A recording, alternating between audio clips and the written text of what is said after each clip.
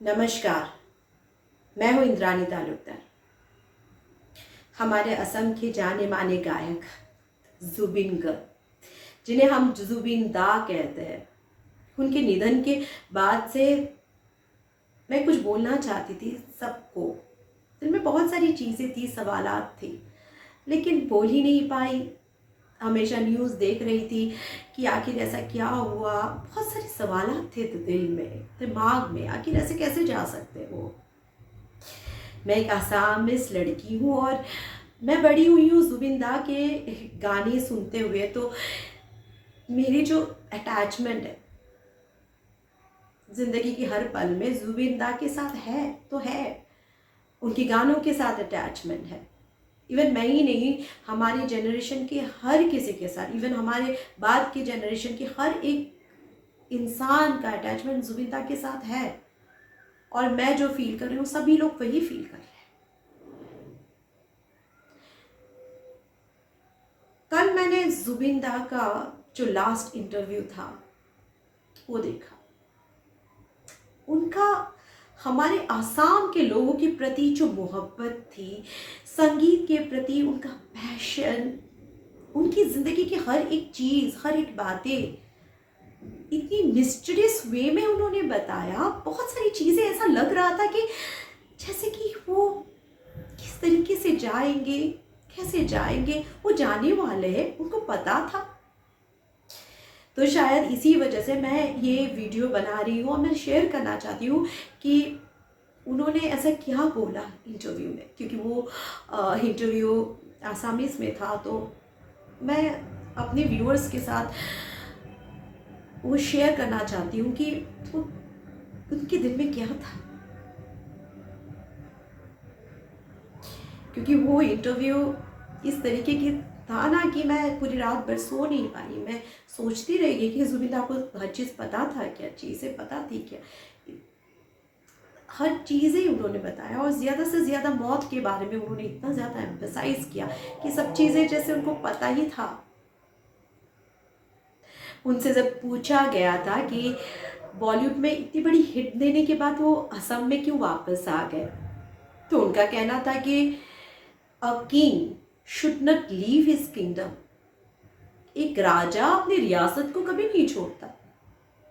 बॉलीवुड में जब एक बड़ा सा आर्टिस्ट मरते हैं तो सिर्फ एक नाम बन के रह जाते, एक न्यूज़ बन के रह जाते। राजेश खन्ना जी चले गए, क्या न्यूज़ आया, राजेश खन्ना डाइट, बस इतना ही। लता मंगेशकर जी चले गए, एक न्यूज़ और कुछ कॉन्डोलेंसेस बस।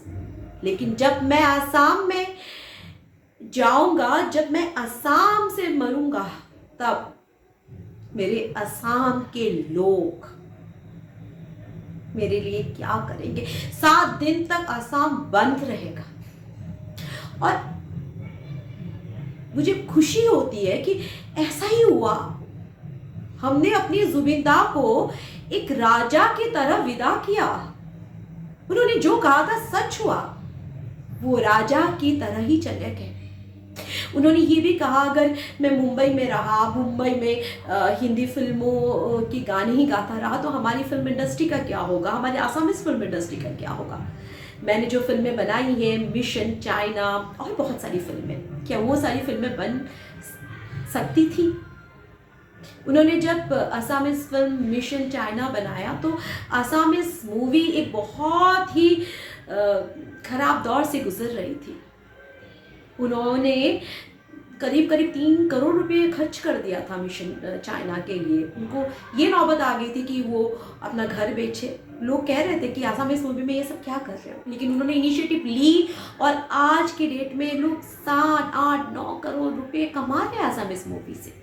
जुबिन दा ही थे जिन्होंने अपनी मेहनत से आसामीज इंडस्ट्री को आगे बढ़ाया। जुबिन दा के बारे में मैं क्या कहूँ। जुबिन दा कहते हैं कि हाँ, जो गाना मैं गाता हूँ उसका हिसाब किताब मैं लेता हूँ, बाकी की जो मेरे मैनेजर है वो सब लेते हैं, लेकिन जो गाना मैं गाता हूँ ना उसका हिसाब किताब मैं रखता हूँ। और मैं घर से स्टूडियो तक जाते हुए या स्टूडियो से घर तक आते हुए वो सब डिस्ट्रीब्यूट करके कर देता हूँ लोगों की मेडिकल एक्सपेंसेस होते हैं, एजुकेशन फीस होते हैं, बहुत सारी प्रॉब्लम्स लेके लोग आते हैं। मैं कोई मिनिस्टर नहीं हूँ, मैं कोई पॉलिटिशियन नहीं हूँ, लेकिन मैं एक सोशल एक्टिविस्ट हूँ। लोग आते हैं मेरे पास मदद मांगने के लिए। इवन हमारे जो सीएम है वो भी लोगों को भेज देते हैं मेरे पास। उन्होंने ये भी कहा है।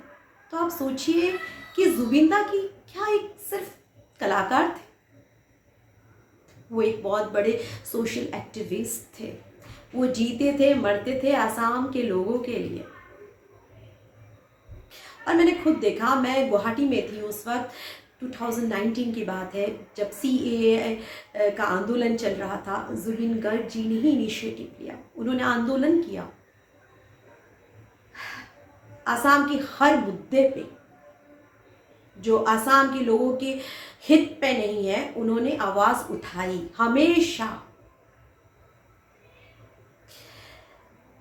जुबिंदा ने इंटरव्यू में समुंदर के बारे में बताया कि उनको समुंदर बहुत पसंद है, समुंदर में तैरना पसंद है, समुंदर की लहरों के साथ खेलना पसंद है। उन्होंने कहा कि मेरी जो आने वाली आसामीज फिल्म है रोई रोई बिनाले में समुंदर में ही शुरू होती है और समुंदर में ही खत्म हो जाती है। और देखो उनकी जिंदगी का जो अंत का जो पल था वो समुंदर में ही खत्म हो गया।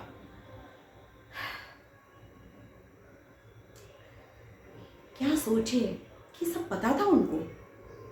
उन्होंने कहा कि मैं बस अभी समुंदर में तैर रहा हूँ, मुझे कुछ भी नहीं पता मैं किस डायरेक्शन में जा रहा हूँ, लेकिन मेरी रिस्पॉन्सिबिलिटी है मेरे लोगों के प्रति, बहुत रिस्पॉन्सिबिलिटी है। जुबिंदा के बारे में मैं क्या बोलूँ। उन्होंने बोला है एक बार कि एक किस्सा हुआ है, बॉलीवुड की मशहूर डायरेक्टर रोहित शेट्टी जी, उनकी फिल्म में उनका एक गाना जुबिंदा को ऑफर हुआ। जुबिंदा को अच्छा नहीं लगा तो उन्होंने मना कर दिया। तो रोहित शेट्टी जी ने कहा ये कैसा इंसान, इतनी बड़ी फिल्म इतना बड़ा गाना उन्होंने मना कर दिया। जुबिंदा बस ऐसे ही है, उनको पसंद नहीं आया तो उन्होंने मना कर दिया। तो प्रीतम दा ने बोला कि वो ऐसा ही है। जुबिंदा मन के राजा इंसान थे, जो उनको पसंद आता है वो करते हैं, जो उनको पसंद नहीं आता नहीं करते। कोई बड़ी बात नहीं है कि उस काम से उनको कितना नाम हो, कितनी प्रतिष्ठा हो, क्या हो, कुछ फर्क नहीं पड़ता उनको। वो अपने दिल से काम करते हैं। उनसे ये भी पूछा गया कि जैसे लता मंगेशकर जी को पूछा गया था कि आप नेक्स्ट जन्म में क्या बनना चाहते हैं, तो लता मंगेशकर जी ने बोला नेक्स्ट जन्म में मैं लता मंगेशकर नहीं बनना चाहती। तो उन्होंने कहा शायद उनका कोई दर्द होगा, पेन होगा जो बनना नहीं चाहते, लेकिन मैं जुबिन गर्ग नेक्स्ट जन्म में जुबिन गर्ग ही बनना चाहता हूँ। इवन इससे ज़्यादा कुछ बड़ा, जुबिन गर्ग से भी बड़ा कुछ बनना चाहता हूँ। और मैंने जुबिन गर्ग बन के जो जो काम किया उससे बहुत ज़्यादा काम करना चाहता हूँ। सोचिए उनका सोच। मुंबई में जो उनका घर है, वो जो आसाम से लोग आते हैं ना, उनकी पहचान के लोग आते हैं, म्यूजिशियन आते हैं, जो स्ट्रगल करने के लिए लोग आते हैं, उनके लिए फ्री है। जितने साल तक रहना है, खाना है, फ्री, आप रह सकते हो। मुंबई में तो पता है कि मुंबई में बाहर से लोग आते हैं जब स्ट्रगल करने के लिए, सबसे बड़ी उन लोगों के सामने चैलेंज आ जाता है घर, वो घर ही मिल जाता है। कोई अपने घर में किसी को रखेगा, लेकिन जुबिंदा ऐसा नहीं थे। जुबिंदा का दिल बहुत बड़ा था। जुबिंदा ने बताया कि एक समय पे वो 35 गाने तक आराम से गा देते थे, लेकिन अब उनकी तबीयत ठीक नहीं है, वो 3 से 4 गाना ही गाते।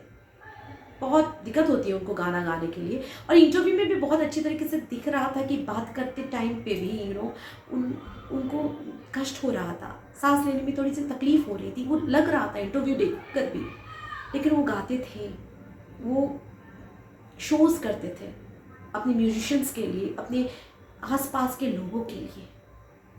सोचिए जुबिंदा का दिल कितना बड़ा होगा। जुबिंदा के पास 5-5 घर थे, लेकिन वो स्टूडियो में रहते थे। तो उनसे पूछा गया कि आप लोनली हो? वो कहते कि मैं लोनली नहीं हूँ, मैं तो हमेशा लोगों के साथ घिरा रहता हूँ, मैं कहाँ से लोनली होऊंगा।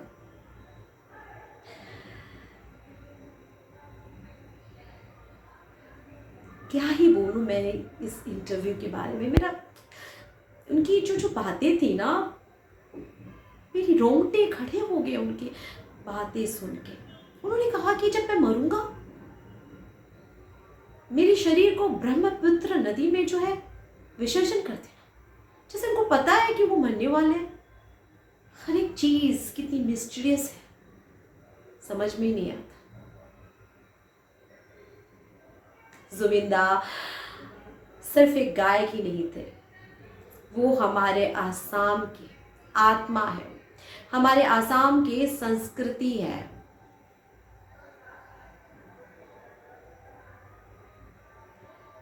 जुबिंदा की जिंदगी से हमने बहुत कुछ सीखा है, कैसे हम दूसरों के लिए हमें जीना चाहिए, अपने पैशन के लिए अपनी जिंदगी को किस तरीके से समर्पित करना चाहिए, हर एक सिचुएशन में कैसे सेंसिटिव बनकर लोगों की मदद करना चाहिए। उन्होंने हमेशा अपने संगीत के जरिए समाज के हर एक काम को उन्होंने किया, हर एक मुद्दे पे उन्होंने आवाज उठाई। जुबिंदा कभी मर नहीं सकते, वो कभी जा नहीं सकते हमारे बीच से। जुबिंदा अमर है, जुबिंदा हमेशा जिंदा है हमारे दिल में, हमारे आत्मा में। बस यही कहना चाहती हूँ मैं। नमस्ते।